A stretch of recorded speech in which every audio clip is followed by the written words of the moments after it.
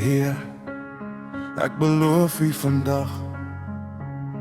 dat as U ons sal beskerm en ons vyand in ons hand sal gee, ons die dag en datum elke jaar sal gedenk soos 'n Sabbat, en dat ons 'n huis tot U eer sal opbou waar dit U behaag, en dat ons ook aan ons kinders sal sê dat hulle saam met ons moet deel in daardie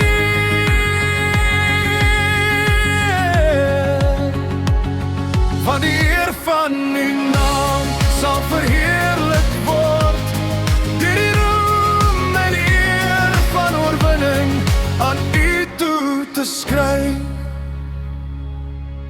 Ons is nog hier en ons bly sonder skaamte, sonder vrees. God het ons geroep en ons antwoord met vuur, met vrede, met fees. Uit die blou van ons hemel,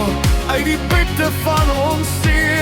oor ons ewige gebergtes, waar die kranse antwoord gee, deur ons ver verlate vlaktes, met die kreun van Ossewa, ry die stem van ons geliefde, van ons land Suid-Afrika.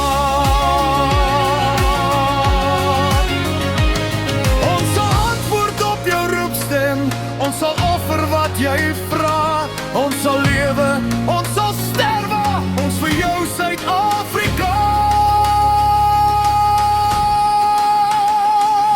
In die murg van ons gebeente, in ons harte en ons brein, in die vlam van ons gees, in ons roem en in ons pyn, in ons geloof, ons hoop, ons liefde, met die hart en hand en die daad,